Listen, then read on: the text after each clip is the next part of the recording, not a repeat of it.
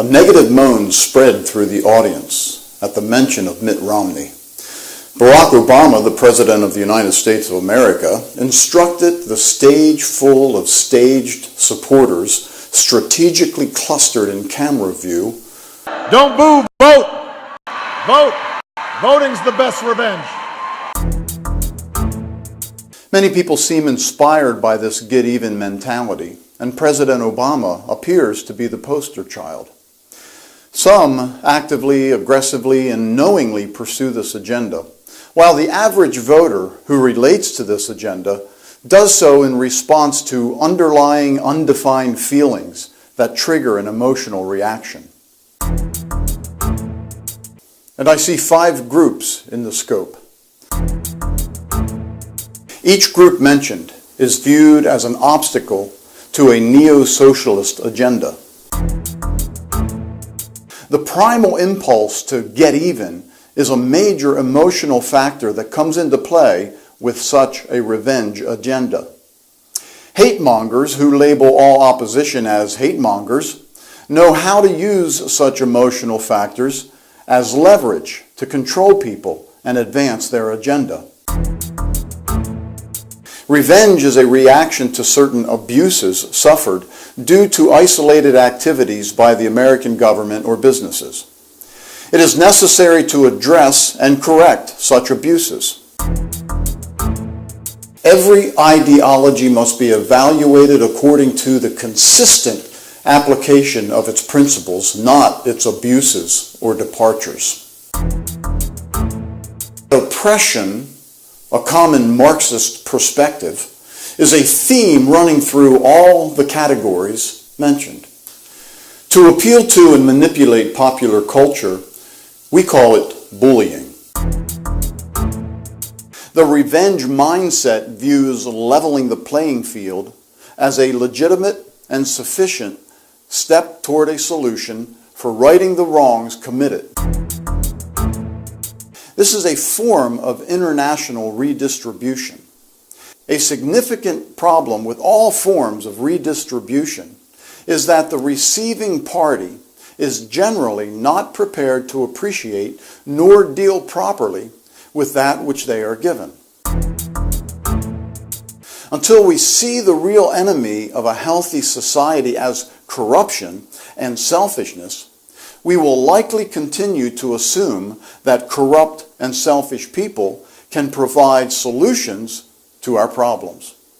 Addressing corruption in the insurance industry by placing it under the control of federal government is purely ludicrous. Karl Marx lives on. He is alive and well as a slimy residue coating the minds of certain intellectuals, certain influential people who find Marxist thinking quite appealing.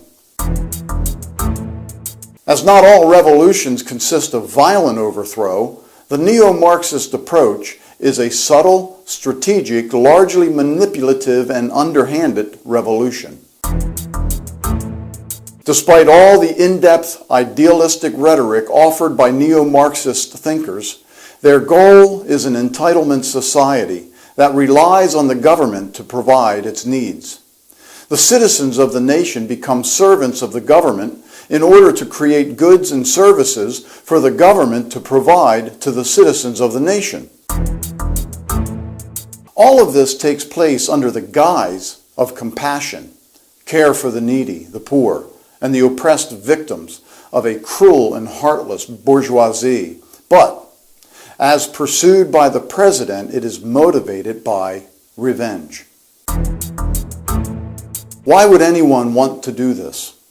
It's because they are snakes in suits, manipulating and deceiving under the guise of care, concern, and compassion, simply to satisfy their own personal hunger for power, fame, money, or as misguided or malicious servants of an ideology. Both departures from a proper approach toward capitalism and the activities of those currently seeking revenge on capitalists spring from the same source: corruption. Addressing corruption as the essential problem behind our social ills could produce positive strides forward. It is very difficult to identify corruption as such in a morally relativistic culture in which corruption serves one's purpose. We will find our autonomy as a nation given over to a global agenda. Ingenuity, hard work, and responsible labor are consistent with God's design for human beings. This is not revenge on religion in general, though it will lead to this once other religions become a useless pawn for postmodern deconstructionist pseudo-pluralism. Christianity and the adherents thereof are also seen as narrow-minded oppressors and xenophobes. As a tenet of Christianity is that Jesus is the only source of salvation, Christians are seen as haters of other religions.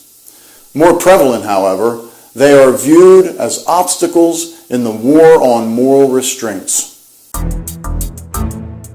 Unless we take heed, keep on the alert, we can expect that we and our children will soon live in a radically transformed nation. This transformation is underway while many, including the Christian community, are fast asleep, sadly unaware and completely distracted and entangled by the cares of this life. Numb from pursuit of personal happiness, comfort, and convenience, entertaining ourselves to death, we allow the trickery of men and the craftiness of deceitful scheming to work its magic as our liberty disappears. Lack of intelligent awareness has manifested itself in the outcome of our most recent presidential election. Increased understanding and awareness must manifest itself in our efforts to prevent this slide into socialism encouraged by the current Democratic administration and revenge seekers. It has been said that the only thing necessary for the triumph of evil is that good men should do nothing.